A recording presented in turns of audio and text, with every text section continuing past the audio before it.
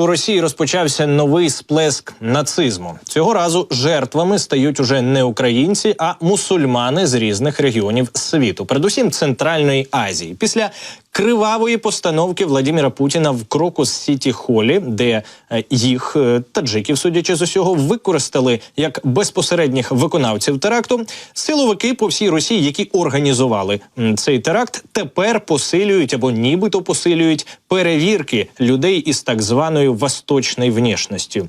Етнічні русські тим часом на побутовому рівні відмовляються від поїздок на таксі з водіями з Таджикистану, а глави таджикських діаспор, як пише телеграм-канал «База», російський пропагандистський телеграм-канал, рекомендують своїм співгромадянам не виходити з дому вечорами. І я хочу підкреслити, якби Путін не намагався зараз продати ідею, що це нібито Україна винна в теракті, чомусь всю злість етнічні русські виміщують саме на вихідцях із країн Центральної Азії та й, в принципі, країн з Азії та, вочевидь, Близького Сходу також. Ну і, крім того, є ще й низка закладів, які скаржаться в ЗМІ, що їм почали надходити погрози через те, що в них працюють етнічні таджики. Тепер російська влада намагається якось заспокоїти росіян, ну і знову ж таки, якщо бути точним, то русських, для того, щоб не почалися масові погроми внаслідок того теракту, який руками таджиків, судячи з усього, влаштував Владимир Путін. Давайте послухаємо, хто і як зараз намагається успокаювати росіян. Пускай никто нас не пугает русским национализмом. Русского национализма в природе не существует, это каждый знает. Но поговорить о важности и о роли русского народа в сохранении нашей многонациональной страны, я думаю, что это важная тема, к которой мы должны с вами тоже обратиться. Но мы вместе с тем имеем право требовать уважительного отношения к нашим устоям, культуре, со стороны тех, кто из этих стран приезжает в Россию. Ну, а з іншого боку, Кадиров у своєму телеграм-каналі намагається судорожно заспокоювати російських мусульман.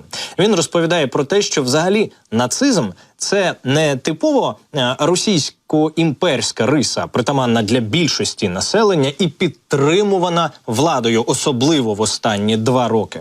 А що це все, ну, всього-навсього отдельні лица. От послухайте. Мы уже видим, как враги пытаются расшатать ситуацию изнутри, как всегда используя национальный вопрос. Россия была и будет многонациональной. В этом лично я вижу ее силу, могущество, величие.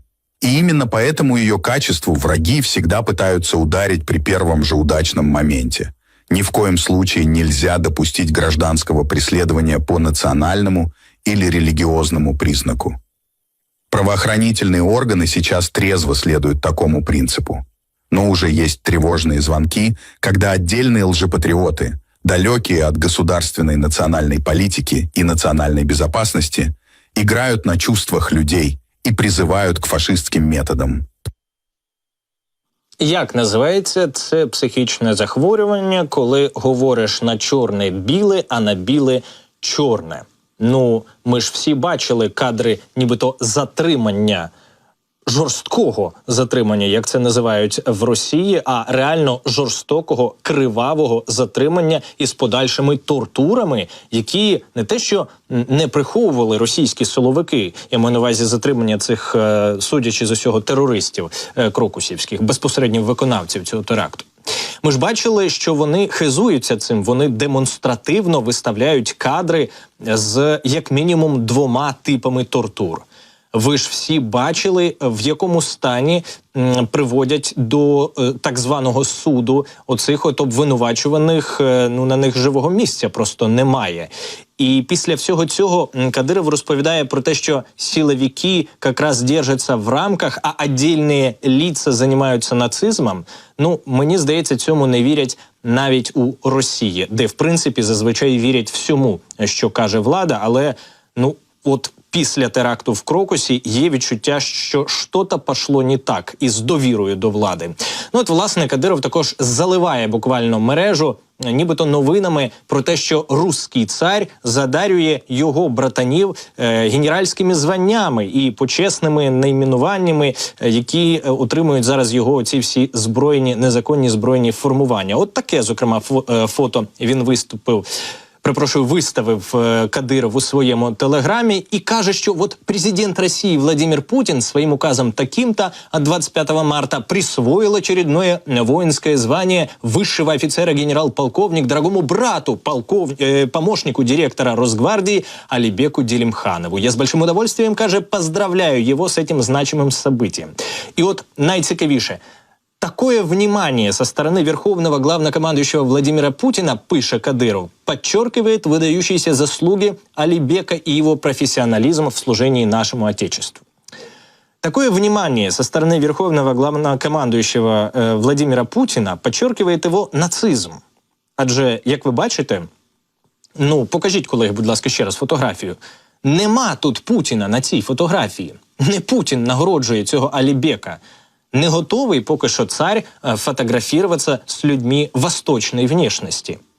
Ну і є ще одні кадри, де Кадиров, мабуть, змусив губернатора Білгородської чи то Брянської області терміново нагородити також його братанів із, власне, Брянської так області. Багамаз вручив почетні грамоти і, значить, також є фотографії, на яких вони там всі разом, ці Багамази і ці кадировці, і вони всі з грамотами стоять і слились в екстазі.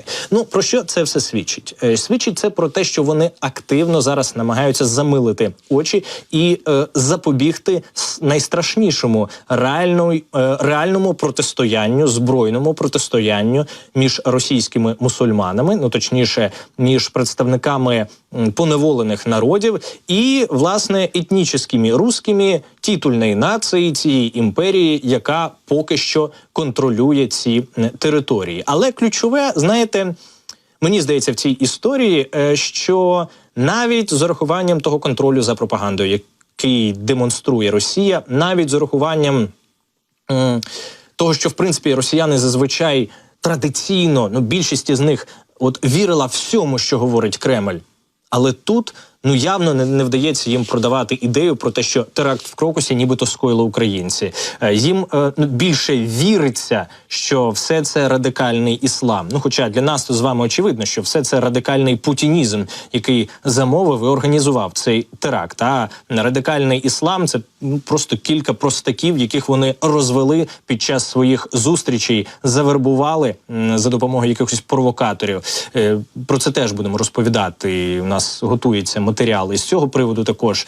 Більше розкажемо на нашому YouTube-каналі. Обов'язково підпишіться, щоб не пропустити. Тут, власне, не вдається продати росіянам ідею про те, що нібито Україна завірбувала ІГІЛ. Не хочуть росіяни в це вірити, натомість так собі потихеньку готуються, судячи з усього, до погромів. Подивимось, тримаємо руку на пульсі.